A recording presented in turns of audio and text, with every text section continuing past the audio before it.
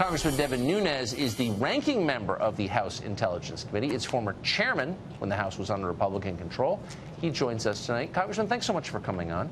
So if I'm understanding this correctly, the White House is saying once you make it official, we'll cooperate, but not until then?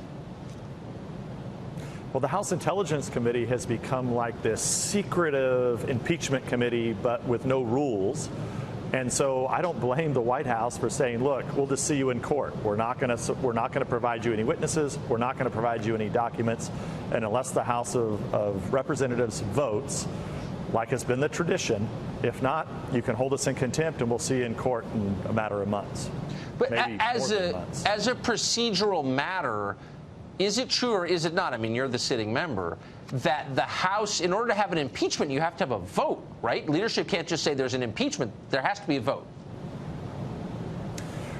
Right. You can't. I mean, traditionally, we don't. The House makes its own rules. OK, so one could argue that they're just making up the rules as they go along. But we do have tradition.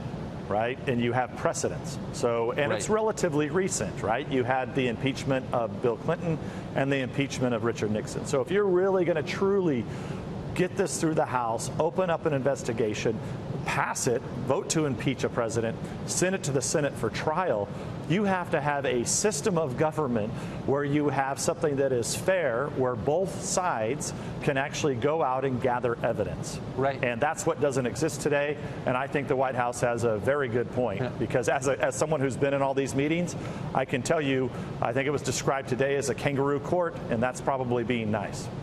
If you're going to have an impeachment, let's have a vote. You know, it's a democracy. We vote on things here, or we always used to. So you have sued Twitter. That's right. And you've sued Twitter because you say that Twitter users defamed you, made up fake accounts to do so. There was a development in that lawsuit today. Tell us what it is.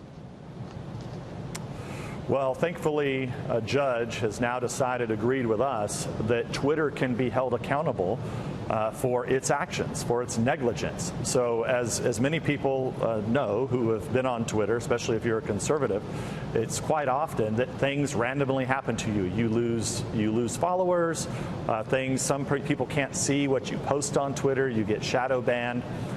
In my case, what was happening is they were allowing anonymous accounts, hundreds of them, to slander and defame me on a daily basis, almost a minute-by-minute basis. Finally, a judge said, okay, Twitter, that's it, rejected all of their arguments, and now that case is going to move forward in Virginia. And I think it's really important for the American people to understand that Twitter is a public company. Did their board members really know what Twitter's been up to?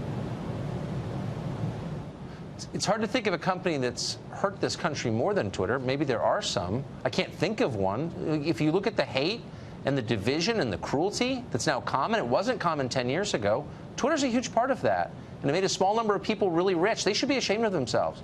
And so if nothing else, I hope that this suit calls attention to that, because it deserves more attention than it gets. Congressman, thanks so much. Well, I hope you'll come back. That attention. Thanks. Amen. Good to see you. Thank you. Will do.